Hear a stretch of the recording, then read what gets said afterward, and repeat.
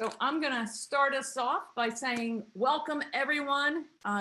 Welcome to Talk Time Tuesday. I am Kathleen Titus, this year's AACR Philadelphia Marathon Weekends race director, and I am excited to have the group panelists here with us, especially our female. Normally it's two fellas and a lady, and that's me with Meb and Bart, but we have 10-time USATF champion, professional runner, and Olympian, whose track career took off in 2005, and it hasn't stopped since she placed first in the 2020 U.S. Olympic Women's Marathon Trials. She is also mother to 8.5-month-old Zoe. We have Alafine Tulamak, who's here. Alafine! We also have the widely acclaimed, one of the greatest runners of all time. He is the only runner in history to win the New York Marathon, Boston Marathon, and Olympic medals. Impressive feat for anyone. For someone who's not even heard of the Olympics until his teens. We have the founder of the Meb Foundation, Mr. Meb Keflezgy. Hello, everybody. Good to be with you. And then last but not least, our mayor of running, creator of the Yasso 800. He is one of the few people to have completed races on all 7 continents, from Antarctica Marathon to the Mount Kilimanjaro Marathon. He is the runner of all distances, and we are lucky to have this guy in our own backyard, Mr. Bart Yasso. Nice to be here, Kathleen. Welcome, everyone. This is super exciting to have the full group of our professional athletes that are going to be with us for Marathon Weekend. I have a couple housekeeping notes.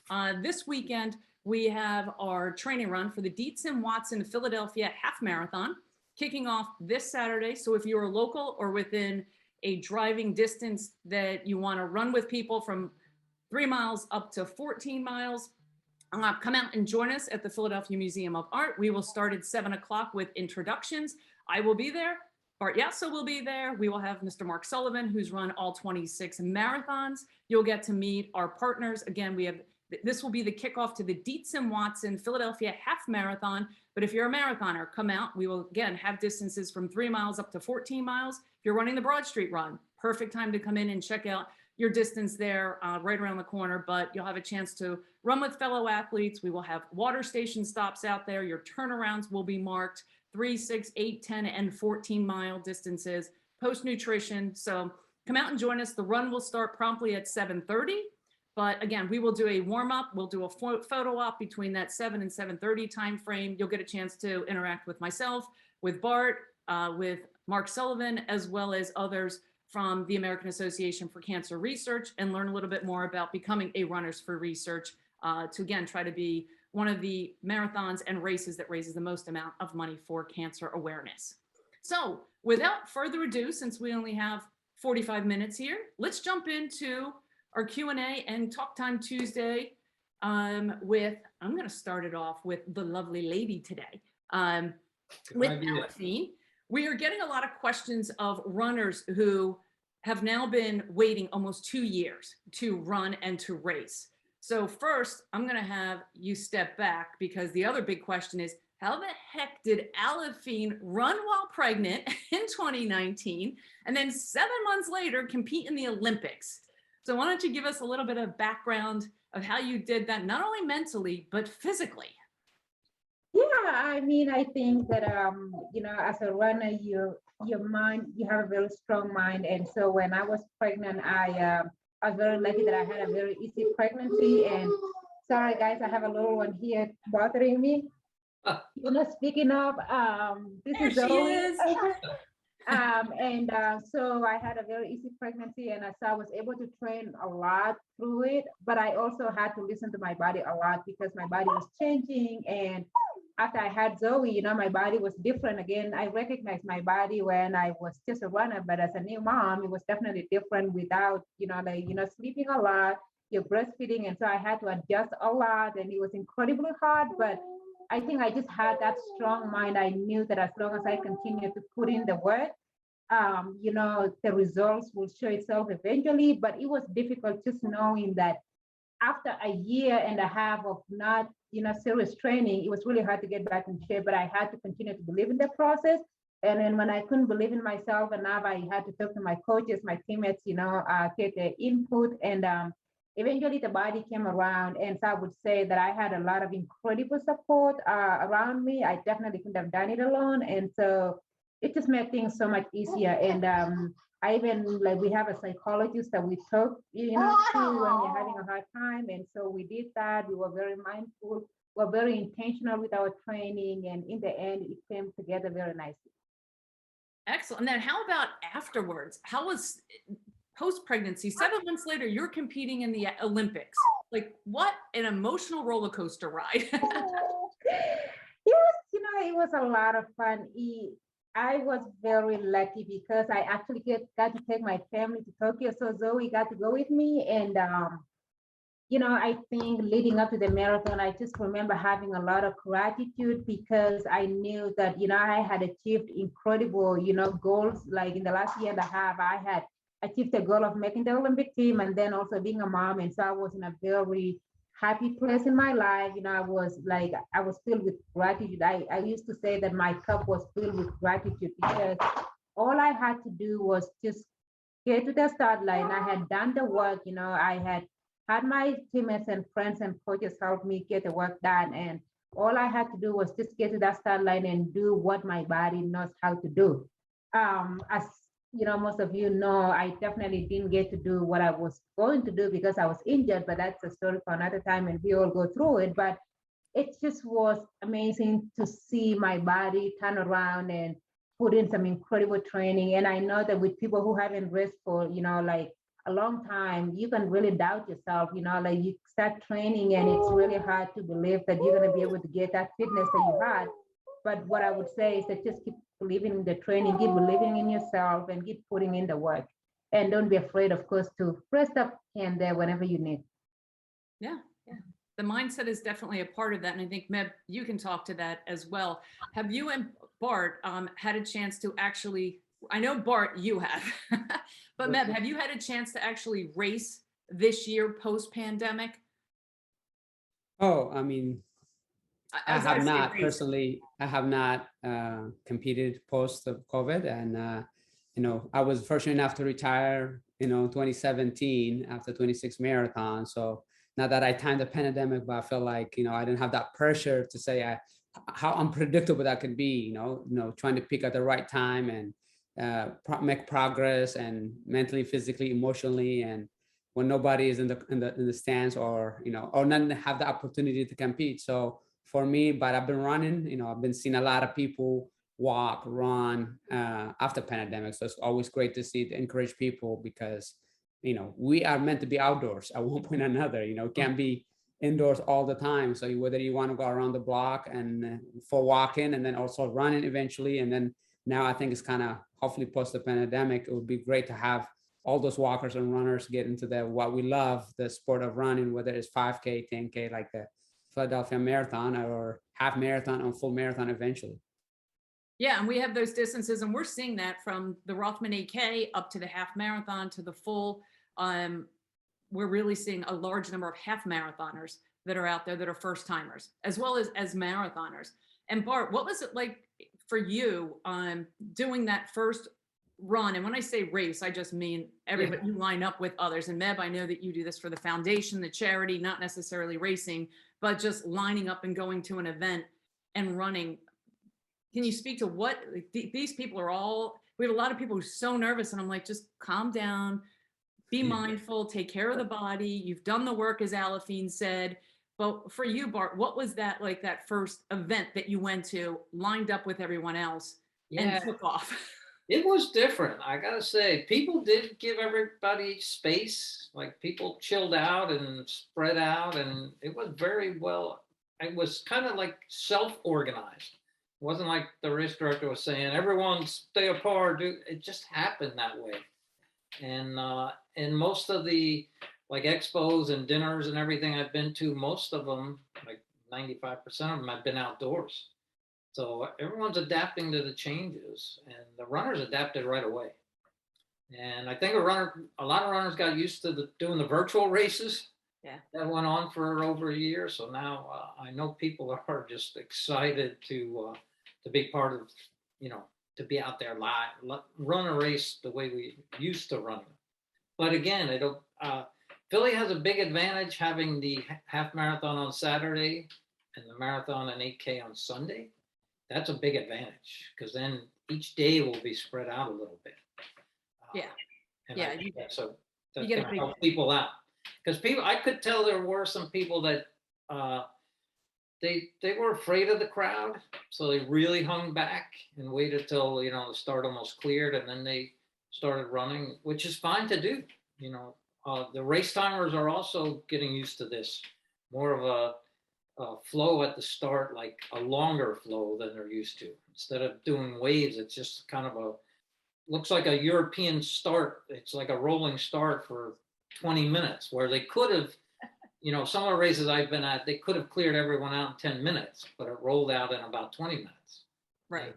And, for people that aren't so concerned about their time, they're, it's chip time. They're fine with, waiting until it thins out and then start.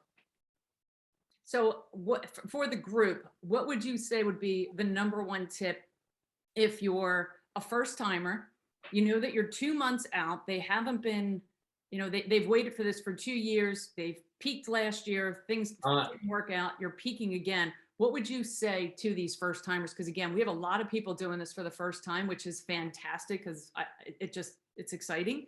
But what would you say to them? I go back to I think back to my first road race, which was 42 years ago. Everyone's excited and scared. That's, even professionals, I mean, Olympians get excited and scared at the start of a race. So that part is normal. Thing is just show up, be happy, be ready. Don't do too much. Don't overthink everything. Just kind of get there, relax, and you'll have a great race and you'll get to the finish line. That's not the deal is to get to the starting line healthy, and you will get to the finish. That's not a problem. It's getting to that start line healthy, not overdoing it, not getting injured in training, and not getting crazy about everything. Like it's gonna happen. It'll work out. Just let it come to you. Don't overanalyze everything and get crazy about it. I think runners think too much. And coming from a golfer that plays a lot of golf these days in my retirement, if you overthink golf, you're the worst golfer out there. I mean, everyone always says to me, "God, you just get up and hit the ball." And I'm like, I got that swing down. I know to think about it for 3 minutes doesn't help me out. It makes it worse. And I find that in running also. You just, you're trained, you're ready. Just show up and be ready to go, and just be happy to be out there.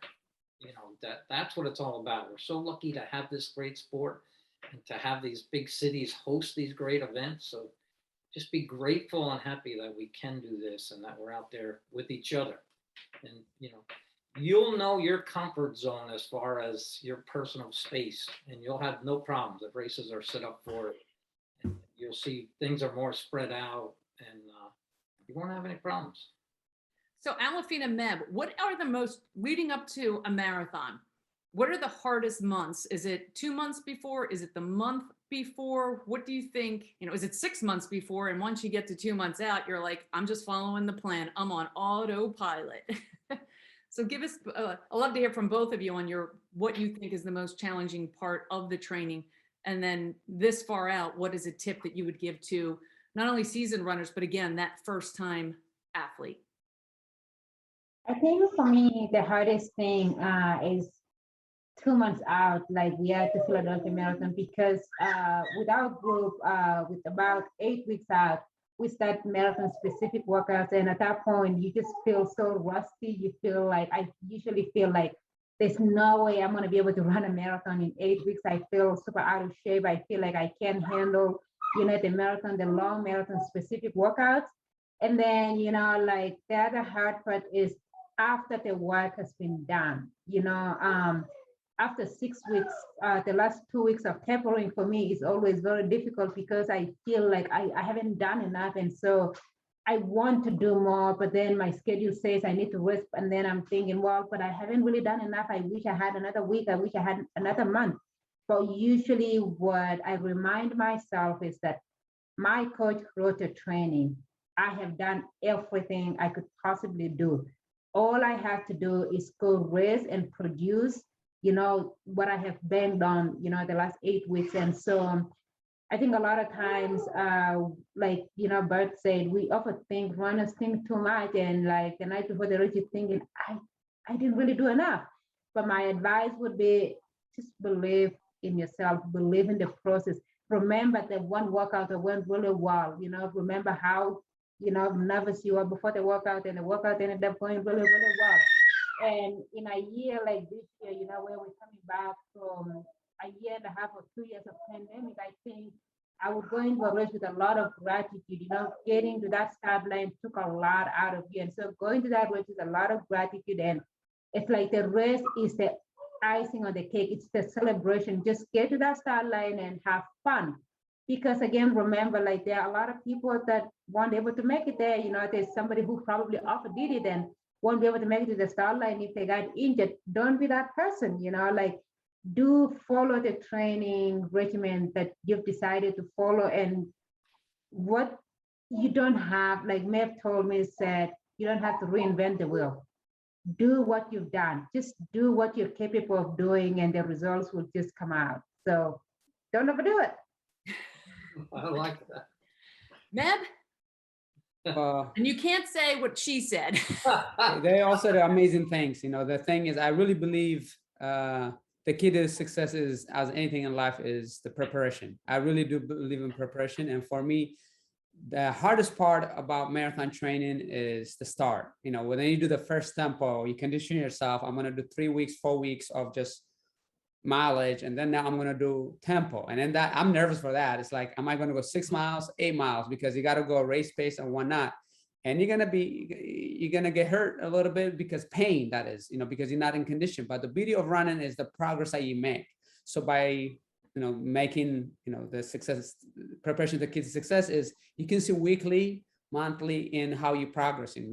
I'm pretty sure last week was better than 2 weeks ago. And now if you're healthy and consistent in training, making the small progress, you have not to worry about 26.2 miles. If you're doing first time, obviously we always get nervous. I remember running when I was in Mammoth Lake training in 2002 for New York City Marathon. I asked Dina, how am I supposed to keep up for 26.2 miles? I can't even go to altitude for 15 miles, 11 more miles. There's no way I can do it. But I remember she said, calm down. You can do it. The long run counts, the tempo counts, the intervals counts. Now, the beauty of the, like Alafin said, is it's a celebration.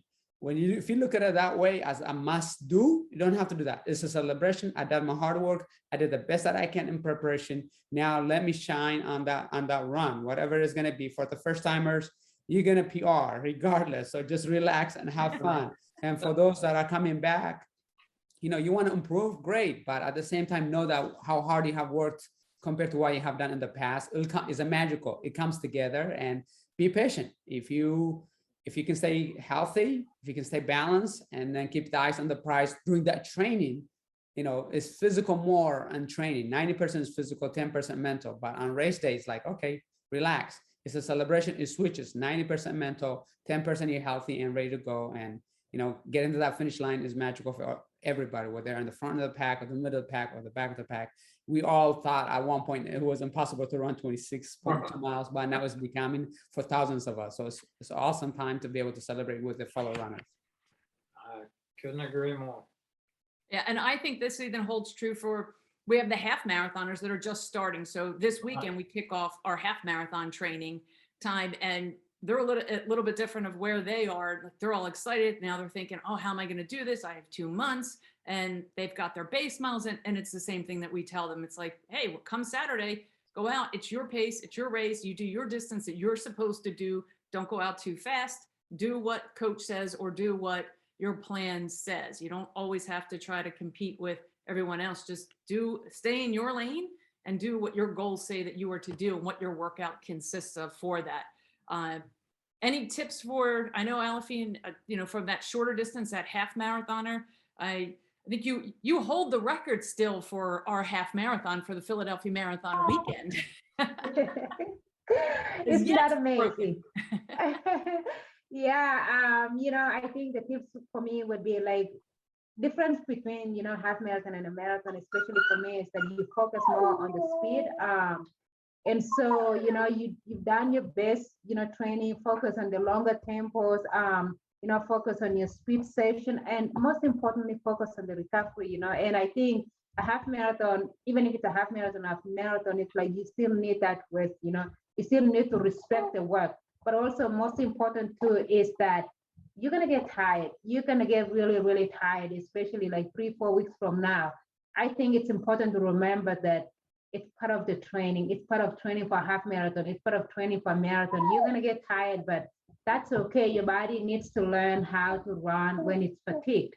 And so as long as you continue to put in the work, and of course, when it's slow, like it's your easy run, just do it easy. All you need to do is to get in the distance. I think I have realized that as long as I continue to put in the work, like if I'm really tired, I just run slower, I can run a minute slower, like say 8 minutes pace. As long as I put in the distance, that does add up eventually. And then of course, you want to rest more in between, like your workout, so you can have a good quality workout. Yeah. That's critical for someone to hear that. You can run slower, put in the distance. You're going to, if you have your intervals and your tempos in there, it's going to come together. But on that day, it's critical to get distance in. Meb, what advice would you have for those half marathoners? The beauty of running is your own pace. That's the best thing that it is. I mean, the hardest part is getting out the door, lacing your shoes and go for a run. And half marathon is very challenging. It's not a 5K, it's not a 10K, but it's a 13.1 miles. So in training, you need to make those goals attainable. At one point it's 5 miles. Like, I don't know if I can do another 8 miles. Yes, we have those doubts, but through those running, a month later, you're running like 8 miles or 9 miles. And then by the time the race comes, you're going to be doing a couple of long runs, maybe 10 miles or 11 miles. And then on race day, you just run 13.1 miles. But you don't have to go your race pace all the time. Sometimes you just need to relax, enjoy the scenery, enjoy the people that you're running with, let the watch beep, and then it's okay. And other times when it's gonna be hard, you want to be able to go your pace. You don't have to go 8 mile, 10 mile your pace. Just got to go 5, 6 miles or so at that pace. Maybe do a mile and a half or warm up a mile and a half to cool down, but go for 5, 6, 7 miles at that race pace. And so cumulatively, you're doing almost like 10 miles without realizing all at that race pace. So you have to break it up and believe in yourself, believe in your coaching, and then believe in the city that's hosting you is going to do a great job. It's a team effort at the end of the day. It is. And our job is to get you from the start line to the finish line. We want to see everybody for all of our races get from that start line to the finish line. So we have some people that are asking for all of you, is there either a morning ritual or just a pre-run, because sometimes we don't always get that morning run, it's based on whenever it is, ritual that you must do or that you always do before you head out, whether it's a certain meal or it's tying your shoes a certain way? Do you guys have a pre-run, not necessarily race, or a pre-run and then it's different on race day type of rituals? Coffee. I'm with you on that one. Yeah. No, and I was not since the pandemic. I've really been doing all my runs early in the morning, which I used to not run till later in the day. And I just get out there before there's people out on the trails and get up early, have my coffee, and then go out and do that morning run. And I always find morning runners that do their run in the morning have more success because they get that run in. Because so much stuff can happen during the day with work and family and everything, and then all of a sudden it's late in the day and you're tired and you just skip the run. So getting it done in the morning is really key, because then you have it in the bag and everything's easier the rest of the day. And how early is it? I start out with coffee. What's that, Kathleen? How early is early for you? Yeah, I'm always up by like 4:30 having my coffee. 4:30, it's 5 o'clock is sleeping in, so 4:30, and then probably run around 6 o'clock, 5:45, somewhere in there. I'm on the later Bring end. me this baby. Yeah. How about Meb? I like to have tea before I go for a run. I like to have something whether it's half bagel or almond butter or honey, and just to get while you do that, and you can stretch a little bit of foam roll in or do a couple stretches to loosen up, and then whether have the tea, and then eventually kind of brush your teeth and get ready and all those things so your food digests. But I'm a morning person, not as early as Bart, but I like to get my run in before, when I was a professional, it was 8:30 was every time where we met. But now I just drop the kids off at school or walk them to school and things like that, and then go for my run after they left. And then I just got to get it done before 11. If it doesn't get done before 11, it won't get done for me. There's so many digestion and other things come up, or the heat and all those things. But I like to get it done unless I'm super busy traveling or have obligation with the kids. I'll do it when they're at the soccer practice. But if I can, I'd rather get it done in the morning. And that's my caffeine. That's my coffee. That's it. So if you run shorter distance, are you eating a half a bagel for less distance and a full bagel for longer? Yeah, absolutely. If I'm running a marathon or going for a long run, I'll get up earlier and then have a bigger, but tea is a must for me. I'd like to have to hold a hot coffee when I'm doing my hard workouts, but tea every day if I can have it. Just the first morning, whether I'm dropping off the kids. If I'm driving, I like to have a tea in the car and taking little sips, and then I will have half a bagel. It's going to be rushed, but if I'm going to run for longer period, then I definitely have a full bagel, or sometimes I call it himbasha, which is homemade bread too. Did the tea start in Eritrea? Is that? Yeah, tea is the way they welcome you. Or if you go, Right. and other things could potentially talk, but the East African tradition is when you come, you gotta have a tea, and if you have time, you're gonna have the coffee, and you get upgraded and all those things. So you'll have what if you visit every family members, you're gonna have 4 or 5 teas and a couple coffees and things like that. So it's how you greet. You don't Yeah. sleep So for days.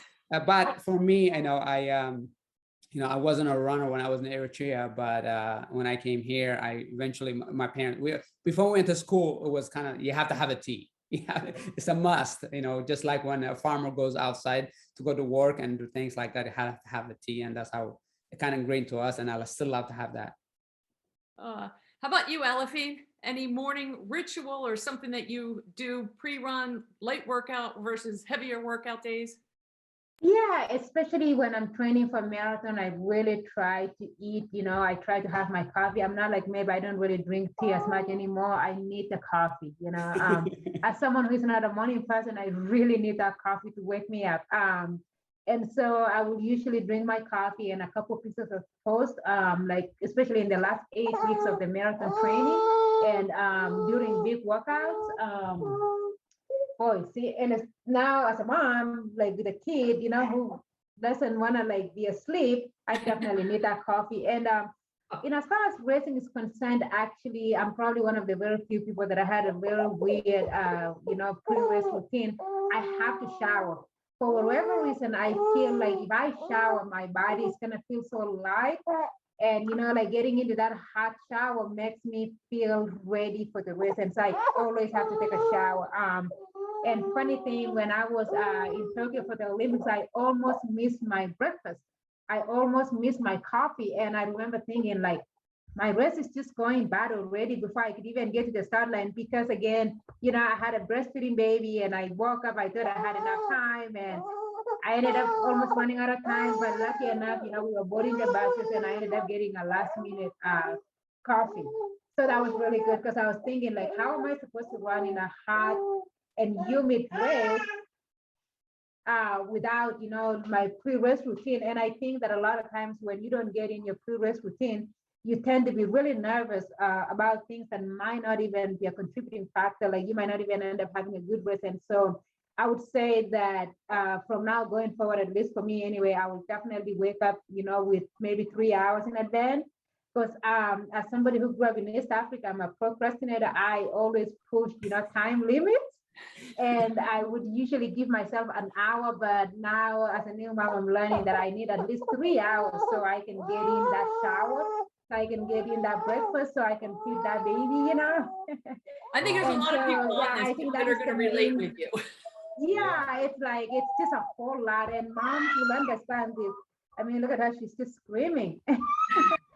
But yeah, like definitely the food, and also the other important thing about that practicing that is that you want to go to a race, and your body, your stomach can handle the food because you're going to be very nervous on a race morning. And if you eat something new that you're not used to, there's a chance that your body or like your stomach is not going to handle it. And that could really ruin your race. And so I try to practice that routine 8 weeks in advance, like every morning when I have a big session, eat exactly what I'm going to eat on race day. And I try to stretch. I'm not as good in terms of stretching as Mev. I'm one of those people that I'm just winging it, but as I get older, I'm definitely gonna get more into stretching. So which means I'm gonna need 4 hours in advance. And we just had somebody ask how important is stretching too before a race, as after a race. And I tell everybody you need to warm your body up before you activate your muscles, and you need to cool it down to flush it out so that you don't get cramped up. But for each of you, what is your routine when it comes to stretching and then post-race recovery when you're training or just running? Yeah, I start out slowly in the first couple miles I run, and that's what is my stretching. I stretch a little bit before I start running, but I really, especially that first mile, I go so slowly, and my body just comes alive. I feel And better. post-race or But post-running?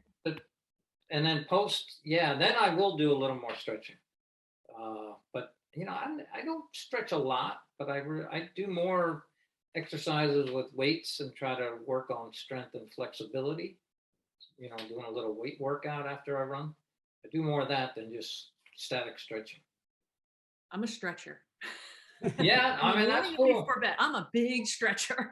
Yeah, but in my late 60s, flexibility and strength is everything to keep doing this stuff after 45 years of continuous running. It's I got to keep that flexibility. Yeah, it's critical. It's like nutrition. You got to stick what works for you. And for some people, they can get away without stretching. And for me, I'm notorious for having to stretch before, go for a run, and stretch afterward. It's it's what when I was college, probably gotten away with it. But as I got older, I definitely have to do the adductor, the hamstring, the quad, the calves, the Achilles, and the glutes. Be able to stretch a little bit. Don't have to do it takes me maybe like 4 or 5 minutes. That's why back in the days, people used to say run the extra mile. You got to work harder. You got to work harder. For me, is if you're gonna run 8 miles, you'd rather run 7 miles, no matter whatever your pace is. If you 10-minute pace, use 5 minutes to stretch before and 5 minutes afterward. And I talk in my book Metaphormortals, prehab instead of rehab, because you will only know that if you got injured, and you don't want to get injured. If you can get away durability wise, go keep doing what you're doing. But at one point or another, you will get into that. And if you can, if you can do those simple stretches, do the foam roll in, and and if it's nasty weather, if it's cold and icy and things like that, just shower and then stretch afterward. But it's going to help you be more limber, more flexible, and the next day you won't be as stiff. And if you happen to just stumble a little bit, and you might pull something, so it avoids all those things. And for me, as a nutrition, you got to eat right before for a run, and then I use UCAN during the race and help me recover. If you can do week in, week out, month in, month out, you're gonna get it dialed in. It's gonna be maybe 4 or 5 minutes, 7-minute stretches, but they're gonna give you the longevity for your races or your career. How about you, Alafine? How do you incorporate the stretching? Pre, post, in between? I try to do them before, but I'm not very good at it, like I admitted earlier. But I would have to say this. I completely agree with Meb. And during the Olympic trials the night before, because it was supposed to be cold and windy, he gave me the same advice he just gave you guys, and I followed it, and guess what? I won the race. So that can be a coincidence, right? Yeah, it definitely works. So I think if you follow what he just said, I definitely believe that you're gonna succeed. And especially as we get older, like we can get away with a lot of stuff when we are younger, but I now realize that I can't get away with not stretching enough, especially if I already have like a tight muscle. And there's something about our bodies for when I feel like that definitely I feel like when you taper, the body almost forgets that you already put in the work.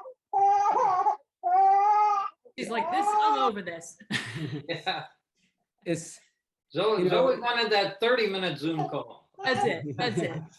Mom life. Yeah, There but you I was go. just saying that I feel like during those 2 weeks of tapering, the body almost forgets that you've done the work. It almost forgets what you've done. And you literally walk into, like the sideline during, like on a race morning, and you feel like there's no way you're going to be able to do this. I think those are the moments the stretching is very important. You need to be loose before your race. You need to be as loose as possible. Warm up, say an hour in advance, do a lot of stretching, do some strides. That way, you have some pop in your legs. And I try to do that sometimes. However, after the race, really not so much. But during, like when I'm gearing up for a marathon or even a half marathon, I definitely stretch after because I know that I want to get to that start line healthy. After the race, I can always get away with a lot, as we all can. Yes. So Meb, somebody had mentioned, so this might be a little fun tip. Did you buy a pair of marathon or running shoes one morning and then go run a marathon in them? Any truth to this? No, I lost my luggage. You're talking about probably my book 2006, when my luggage, direct flight, and lost the luggage and never made it to carousel. But that I have to get new racing flashes, or like Alafine, our firstborn, from 2006. We were excited instead of doing my racing flats and gear and all that stuff. And And instead of carrying putting it? a gap, I said, we'd rather have wipes, diapers, and whatnot in the car, help her put, help Jordanos get on the. So I said, direct flight, there's no way we cannot make it, lose my luggage. And, we're Murphy's Law, the word expect the worst, right? And that happened, and when you least expected. And then, so I was a Nike athlete at the time. I have to have them send me my racing flats, but I have to walk around. But I did not do a workout with them. I just walk around, and obviously got a new racing kit from Nike Town in Manhattan. So, but yeah, it's I wouldn't recommend it. I personally like to have a little spring in the shoes. So I would maybe run my last tempo, which is I start with 6 mile tempo. I finish with 6 mile tempo, after doing 8, 10, 12, 15, up to 18 mile tempo in between. So I would like to do the last tempo run with the racing flats, and also intervals. I do maybe 1 or 2 intervals. So it's broken down for sure, but I still have the little springs and the feeling of brand new shoes. So. And I visualize a lot in my races, so I can see the color of the shoes kind of churning, and maybe sometimes they do the helicopter shots and things like that with the uniform, and you can see the cadence. So, and sometimes it has paid off, and other times not as well. But definitely don't try something with the nutrition or shoes, or don't try something new on race day. That's a big no-no, because you invested so much time, months, sacrifice from your own and sacrifice from your team behind the team. You don't want to try something new on race day. But mistakes happen. I did make mistakes in 2011. I left my breathe right on my shoes, and that I realized after about a mile and a half, I'm like, oh, the breathe, I feel something discomfort in my shoes.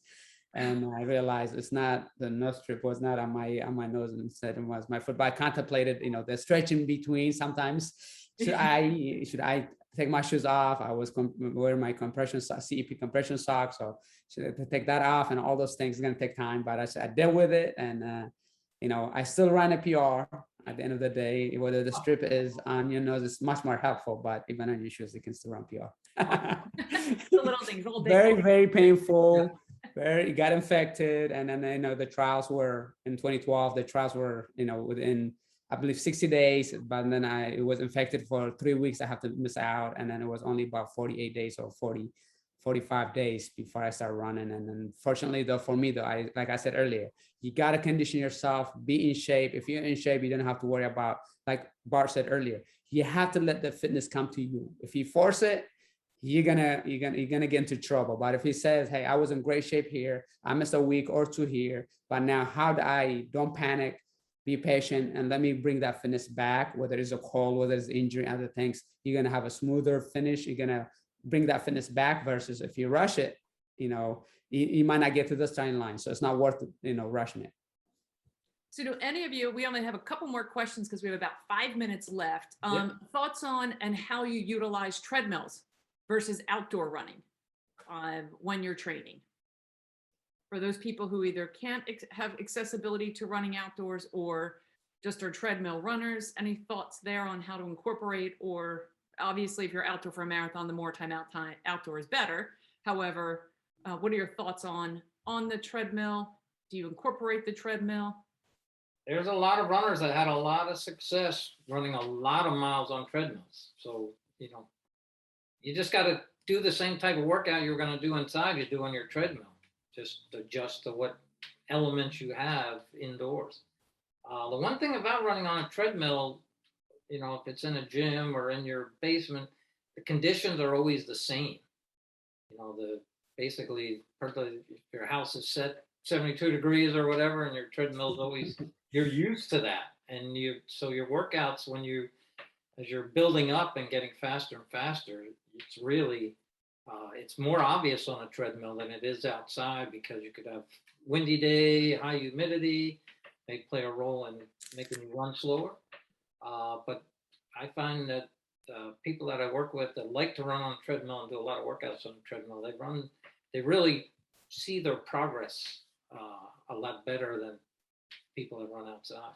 So it's not a disadvantage, but I would still try to do long runs outside if you can, because your body has to get used to being on the road and running long on the road. So you can get out on the long runs, you can do well, and certainly, use the treadmill for your workouts. Ned? Treadmill is for me, having, like Bart said, 72 degree, that was my San Diego weather. So my treadmill was outdoors. But when I travel, when it's really windy or slippery or icy, then I utilize treadmill. So, and as sometimes as a retired athlete, the conditions are not as favorable. And then if it's going to be 15, 20 miles an hour wind, I will go in the gym instead of not take the day off. I will go in the treadmill. But it's for everybody's different. I like to be, as much as I can, control my elements, and a treadmill can control you. So the speed and whatnot, one step, it can be a fall. So for me, I'd rather have the ground, but at the same time, if you're going to be an icy and things like that, you'd rather just get in a treadmill and replicate. If you're going to be healthy, put incline in it, but have fun at the end of the beauty of treadmill is, you can control it, you can have music, you can, it's doable, but at the same time, try to incorporate turns, downhills, uphills, as much as you can. If you know it's going to be a nasty weather coming up, just get, do as much run as you can, so you can do the treadmill later on when reserve it for bad days. Is this way we look at it, because you cannot replicate the outdoor training. Yeah. Alfie? Yeah, I definitely agree with Meb. I always run outside as long as it's safe, but I have, trained on the treadmill. Like there've been times where it's very snowy, and I just try to get in as much as I can. And what I have learned though is that because I don't really enjoy doing treadmill runs, I adjust my expectations, I adjust my pace. I always have felt like running on the treadmill is way harder than running on the ground. And so I just adjust my expectations. And if I had a workout that day and it was just really bad, I would rather, postpone the workout. But yeah, so like, I think if you're going to run a, actual marathon, and say you live in a place where it's always snowing, I think it's definitely important that you practice those on your treadmill, and just have some incline and practice running fast on the treadmill. It will definitely feel harder than any other run, but I guess the other advantage with that is that you will know that when you run outside, you're gonna feel so much faster and so much better. Yeah. I would say if you have to simulate the elements that you're running your race in, like for you, down in Florida, there aren't many hills. So treadmills can be helpful unless you're doing bridges to try to help you simulate the race course that you're doing. I like incorporating the treadmill for some speed, but there's nothing like your own pace and knowing you can push yourself and mechanism isn't going to control your pace. You can do it, but to do that on your own and try to keep it consistent, you need to get out there on the road and on your own. But there's never any harm in incorporating it, especially if it can help you simulate the race course that you're doing. And So also, I hopefully- mean, on that note, just, sometimes if you get in for humidity or train the body to sweat and then you're during the winter, that's a good idea to jump, on the treadmill, just because your races might be in a humid or hot area. Yeah, or Death Valley for Bart over here. Doing bad water. That was years ago. In the sauna, doing Yeah. on the treadmill, trying to emulate 100-degree dry heat weather in the desert. Well, I want to thank you guys all this evening. This was a great Talk Time Tuesday. Until next month. Again, we're the Philadelphia Marathon weekend. We are the weekend of November 19th. We start off Saturday with the Rothman or the Dietz and Watson Philadelphia Half Marathon at 7 a.m., followed by the Rothman 8K, followed by our kids run. And then Sunday, we have the Philadelphia AACR Philadelphia Marathon. We do have our training run this weekend. So if you are running any distances, and even if you're not an athlete competing in the marathon weekend, we welcome all runners to come out and join us. 7 o'clock, we'll be doing introductions. We'll be doing a light warm up with our partner at Philly Runner. And we'll be doing some stretches before we kick off before 7:30. We are very prompt on 7:30, so make sure that you're there, and we'll take off and we'll be around until probably around 11 o'clock once everybody is back. We'll have post nutrition, water for you. We'll have goodie bags. So make sure that you check out our Facebook event page here. If you want to learn more details, you'll see more there, but you'll get to see Bart. He'll be there. I will be there. Mark Sullivan, who's run all of our marathons, will be there. And until then, if you have any other questions about the Philadelphia Marathon weekend and our races, you can click the link below. If you're interested in being a Runners for Research runner, please, you can also check that out on the website. We'd love to have you as one of our Runners for Charity. Again, trying to raise money for a great cause, especially cancer research. And until then, Meb, thank you. Alafine, thank you. My friend Bart, thank you very much. Thank It was you. great seeing you guys. And we'll talk to you guys real soon. Thank you very much. Zoe. Hi, Zoe.